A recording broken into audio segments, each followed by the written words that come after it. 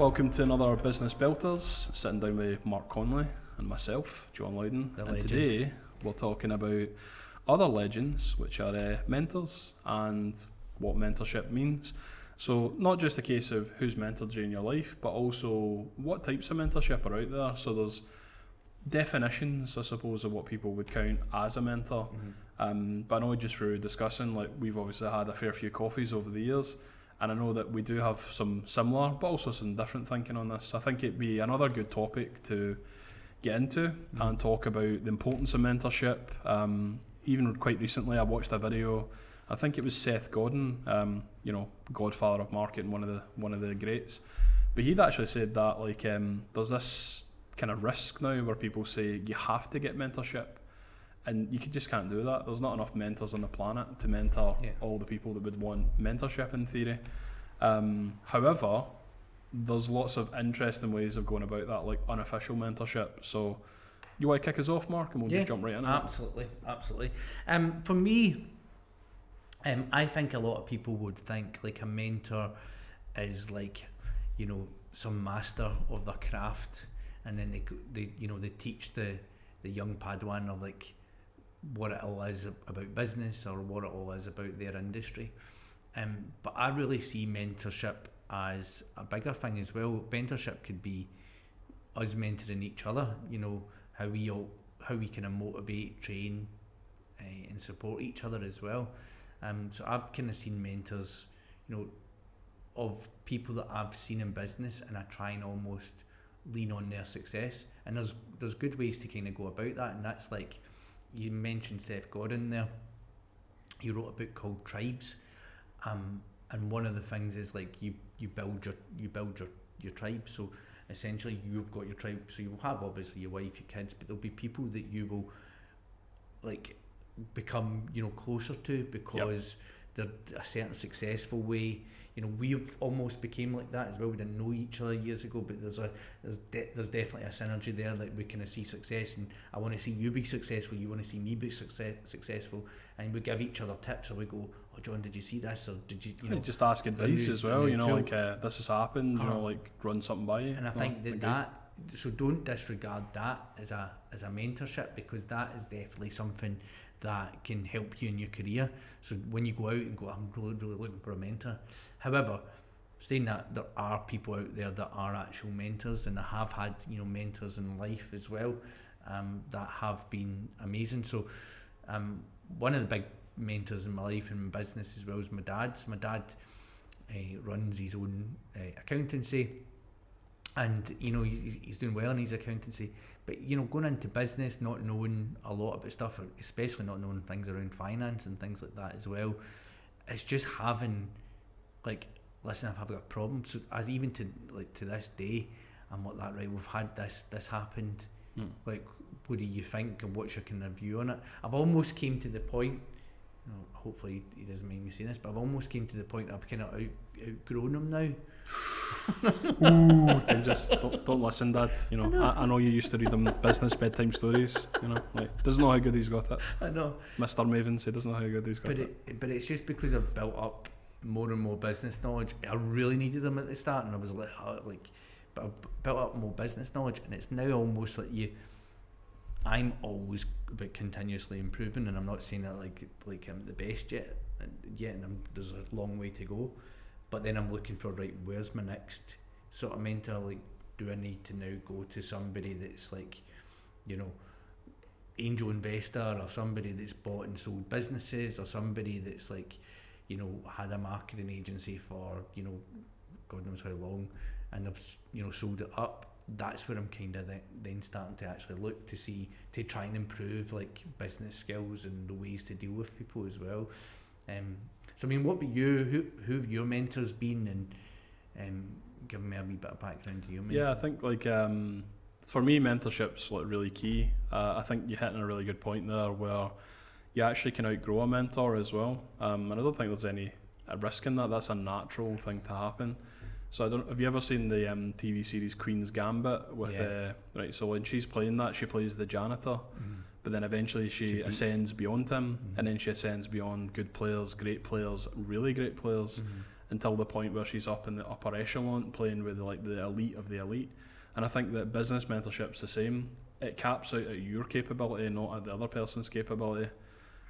Really early on in my career, I had ambition where I looked at other people that were in the industry and I kind of built my career accordingly to what they did.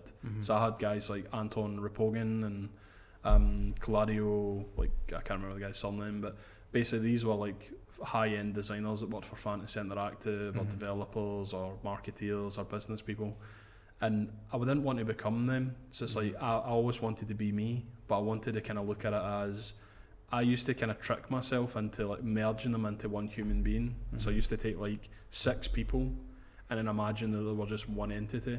So like imagine you had somebody that was amazing at public speaking, amazing at business, amazing at design, amazing at apps, and you're kind of thinking it's an unrealistic expectation, but boy is that competitive to go against that, where you're thinking, right, that's what I'm trying to compete against or become as good as.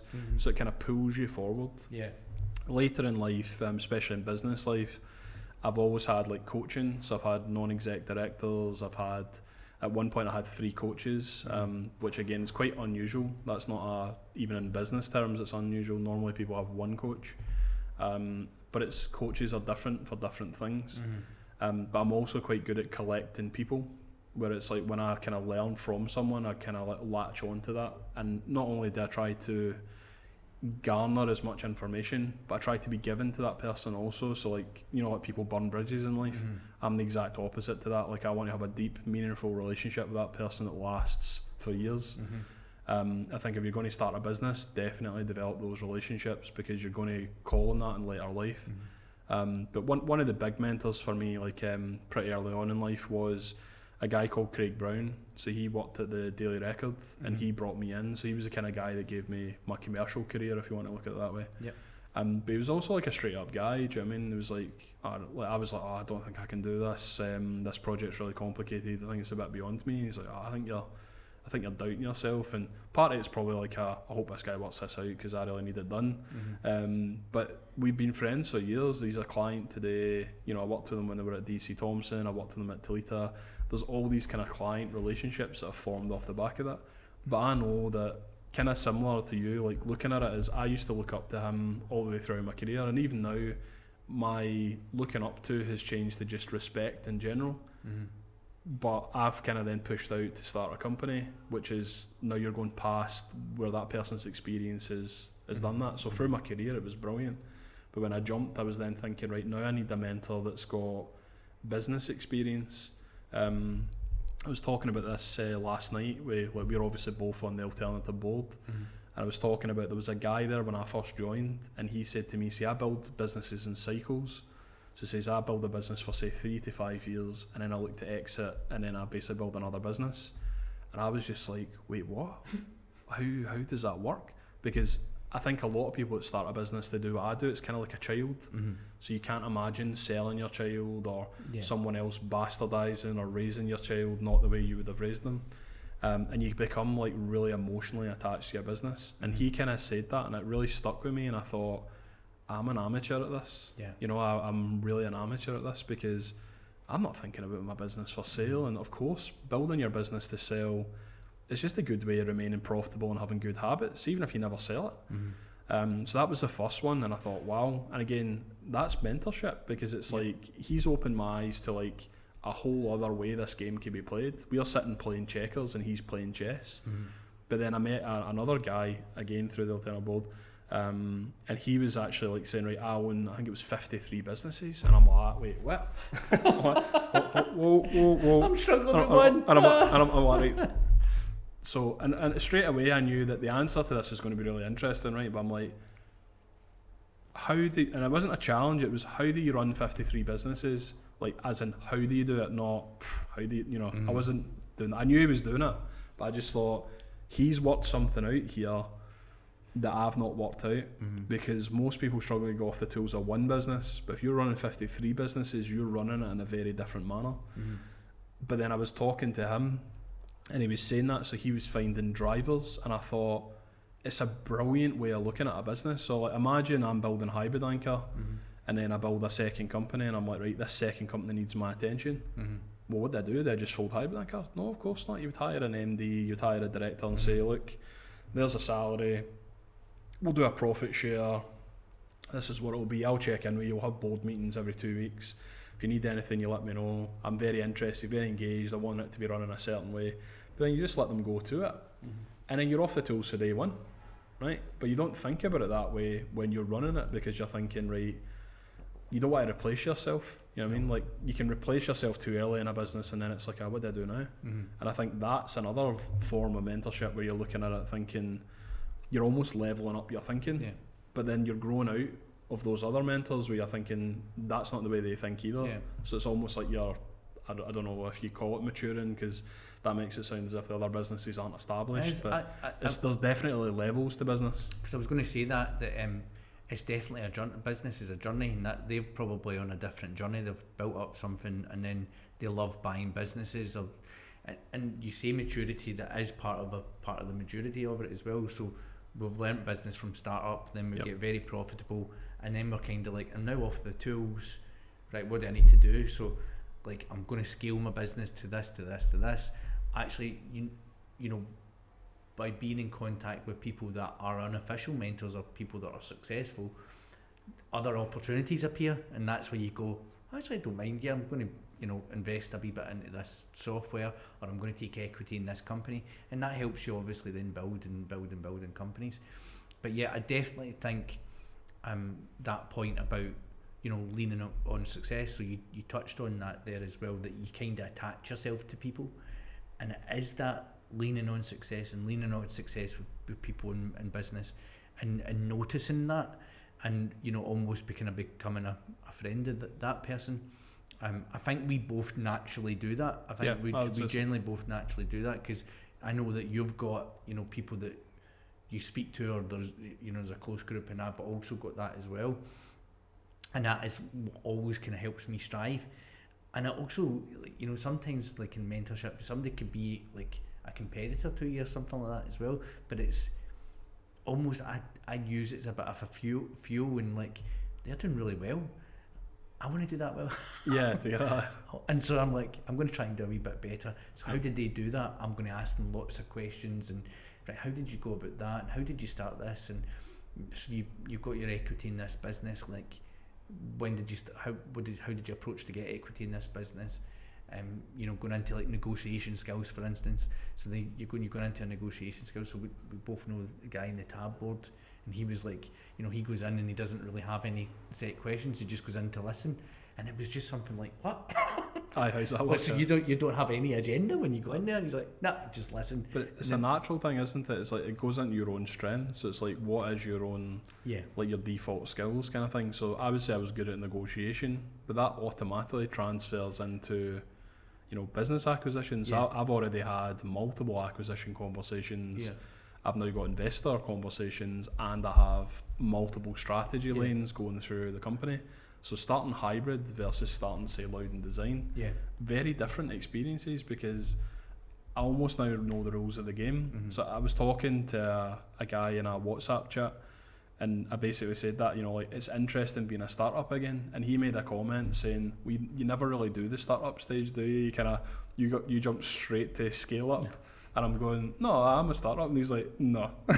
He's like, straight away you have staff, you have an office, you have a, it's like almost like you can't do that first bit. And I'm like, I kind of get that, but if you think about it, if you play a game, so if you play cards, you play a board game, whatever, if you know the rules of the game, you're kind of thinking, right, I know how to navigate these kind of issues, and I know how to get good equity for myself, in the sense of, I know how to start a profitable business, I know how to do good packages, attract the customers, give good service, and then build up the reputation. And I know roughly what it is they're looking for, and really it's a game of waiting out. Like, I know it'll scale organically just doing that, but I'm so impatient. Like, I was sitting having that conversation with a business coach literally 2 days ago in the studio, and I said the exact to that. I'm like, it's the impatience, like, it bothers me. And he's like, what do you mean? And it's like, well, right, we were 30% profitable when we started, and then we went to 10% profitable, but the only reason we're 10% profitable is because of how aggressive I am on growth. Whereas I would literally rather like starve the profit out for the sake of getting another 2 or 3 bodies in the room that will help us excel to there. But there's also like I know the scale of company I built in the past, so it's like I'm almost wanting to like autofill back to that kind of turnover level and profit level, and then I'm like, right, now I'm where I was when I've exited a business. And I think a lot of people do that. Like if you started Maven's, like let's say for whatever, you sell it next year, right? Yeah. And then you say, right, I'm going to start a marketing company. You will get to like where you are now much faster because you're kind of like, well, I know the rules of the game. I know what I need to do. I know that doesn't work and this doesn't work. Yeah. That works amazing, but I'm going to tweak it and do this. You know what I mean? And it kind of like I wasn't not fired up. I'm always high energy, right? But looking at it, like I'm loving it now. See like all the kind of guerrilla strategies and getting right in it. You're like, it's a brilliant kind of time to be there. But it's because of mentors that have kind of said, here's this, here's that. So like now I'm kind of going, it's kind of like you're playing a game and you're much more advanced than what you probably should be. You know, like you're playing chess with a beginner and you're meant to be a beginner, but in reality you're like you've already worked out these rules, you know how to win the games, you know. I see you're enjoying it and it's a lot easier to enjoy. Of course it's still stressful. I mean, you still have to generate revenue out of like thin air, but I can already see it's tracking the right way, so it makes me happy going like, I know I've already avoided yourself, stuff. Don't you? You trust in yourself because you've now got the skills that, you know, previously you didn't have maybe mentors, you didn't have the skills when the revenue's going down.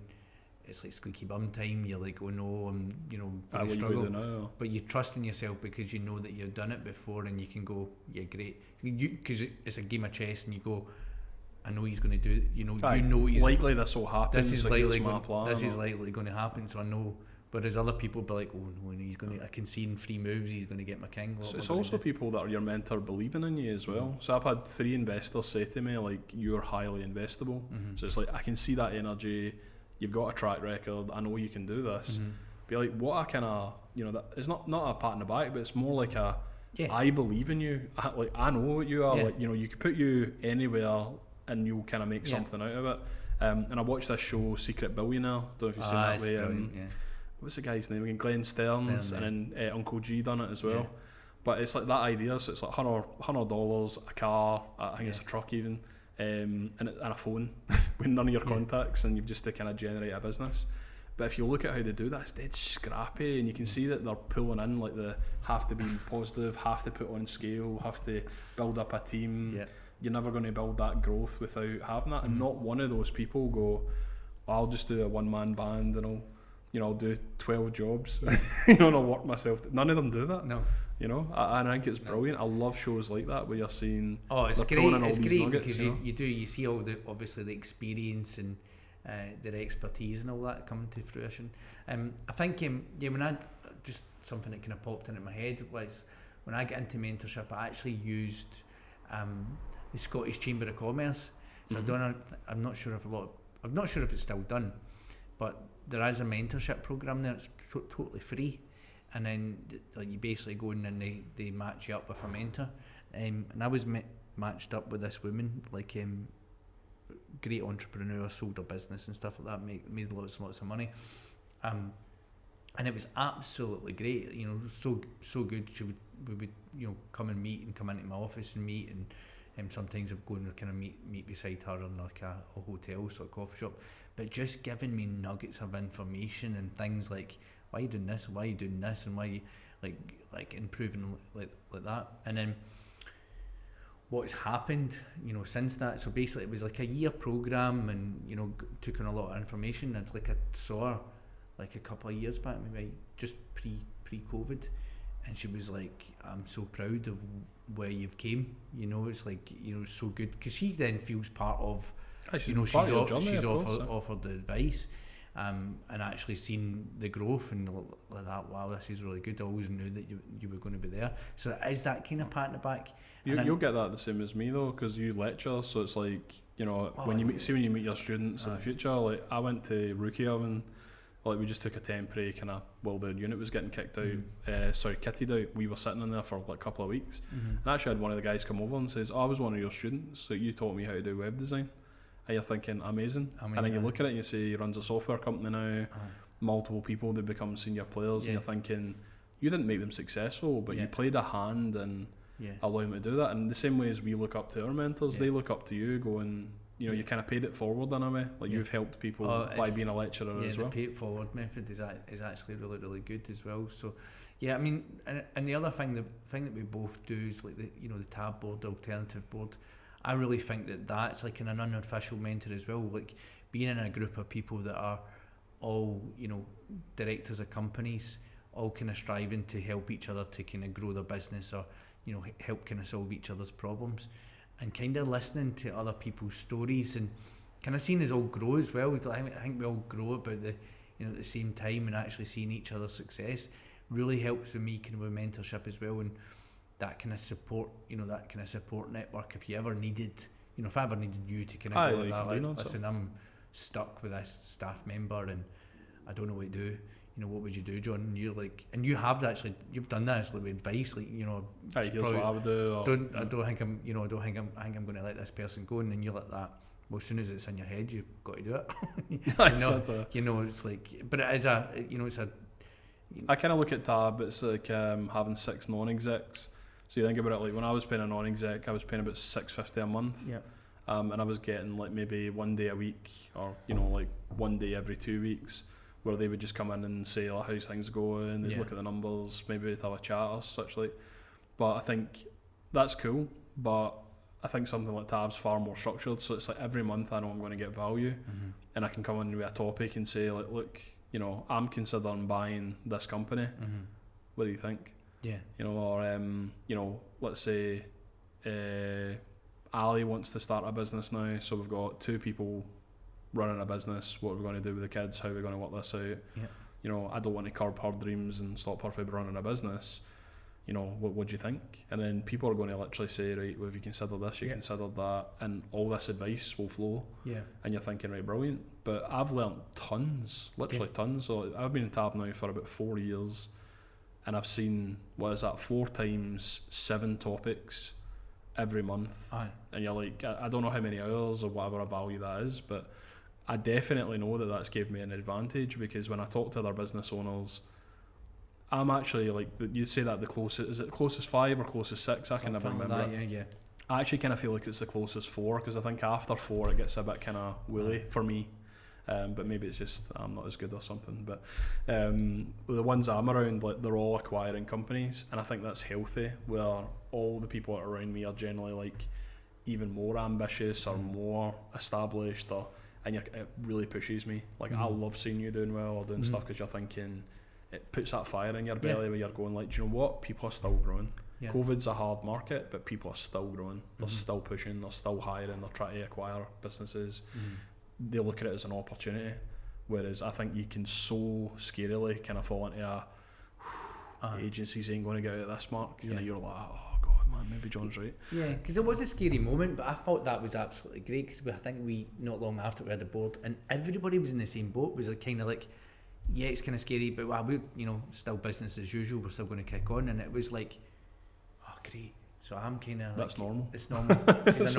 She's a normal thing. Well, the thing about nobody's going to share that, are they? No. If you look at somebody's social media, they're not going to tell you, well, by the way, our cash flow is so bad that we might not be here next month. They're not going to put that in social. No. But I know for a fact, having it's like insider trading, but having, like, I know a few companies where you're thinking, I bet you people don't realise how close to the line that company is. Yeah.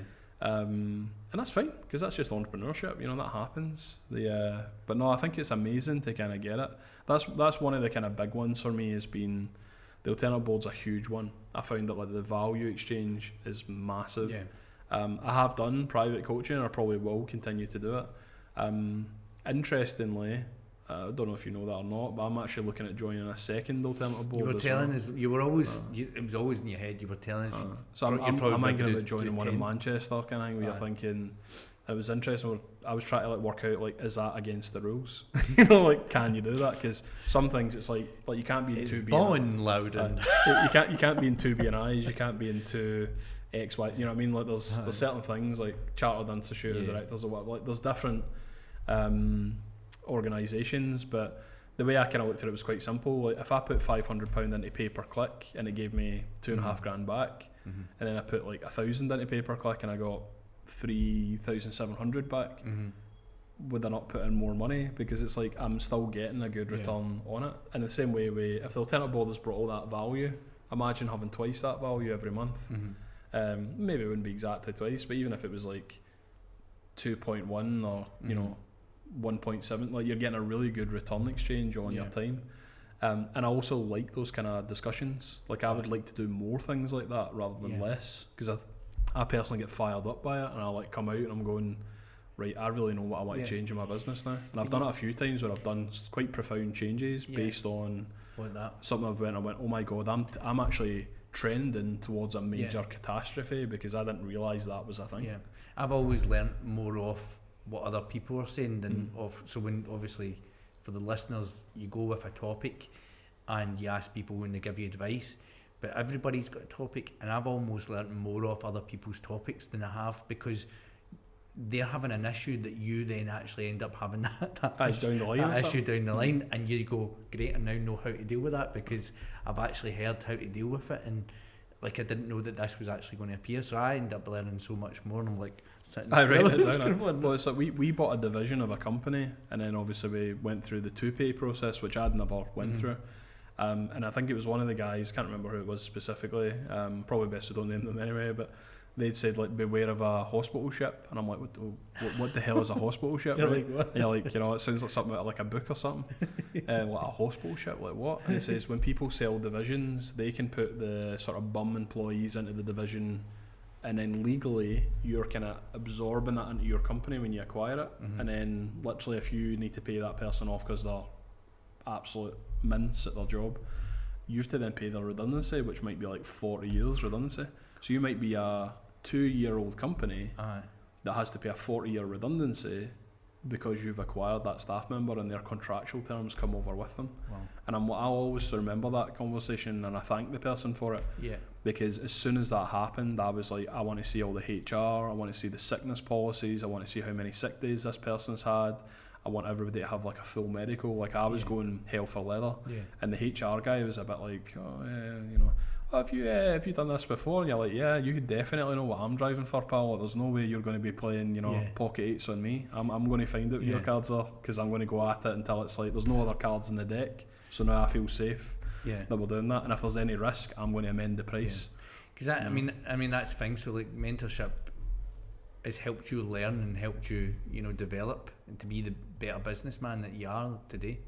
So kind of wrapping it up there, what is your business builder for today? So a business builder for me would be, remember that a mentor doesn't need to be an official agreement. So it doesn't need to be like we will meet once a month and we'll go through X. Do it. Write down a list of the people that inspire you, why they inspire you, and start trying to break things down. So if they do like really clever social media, how are they doing it? What are they doing? How could you achieve that? Could you take learnings away from them? Not to copy, but could you take the lessons from it? If you don't have a coach, I would definitely recommend you to get a coach, but it's really important that you get the right kind of coach for you. So everybody's different, but you need to make sure that they're a person that pushes you. Like you don't want a cheerleader, you want somebody that's going to be like realistic and say, look, that's a mistake, or be careful of that, or you know, that sounds like quite a good move, but let's kind of just do a wee bit of kind of means testing on how you're going to approach it. So definitely, like I would say that mentorship's a key thing, whether it's official or unofficial, but I would say that's probably one of the best ways to self-develop. What about you? One of my business builders would be that your mentors are not necessarily I mean, don't always look to your industry or kind of high up in your industry for your business mentor. Your business mentors could be, you know, beside you. So you've got, you know, friends that are being successful. You've got people that are maybe in your peer groups that are successful. Mentors can be in here, and even in your personal life. There's, you know, generally, you know, as a person, you know, being a genuine person, you could have mentors within a, you know, kind of close-knit group there as well. So don't always kind of look to trying to find somebody in LinkedIn that's like been really, really high up in business, because they might not have that synergy that you need within business. So always look, and as I said probably at the start, make sure that you always kind of lean on success. So when you see successful people, you know, try and lean on that, see what their success is, and push yourself to be even better as well. You know, you see that bit of success and actually like use that as fuel to try and help you kind of grow as well. So that would be me for my business builder. Sounds good. So just to wrap up there for business builders, today we've been talking about mentorship. So, like yourselves, you're probably watching or listening to this podcast, and the reason you're doing that is for self-development. But me, Mark, would be curious to see what kind of other methods have you done for mentorship, coaching. Do you have a great coach? Is there any other kind of things we should be looking at as well? So me, Mark, are on things like the Alternative Board, but there's things like Scottish Leaders or Visage or various other ones. What organisations do you belong to? Where do you source mentors? We'd be really interested to hear that for you. Please don't can't you speak? Please don't forget to comment, like, share, because definitely we want to kind of build this content for you guys, and we want to see that engagement is there, and that we're kind of making the content that you're most interested in. So until next week, it's a goodbye from me. And it's a goodbye from him. See you later, guys.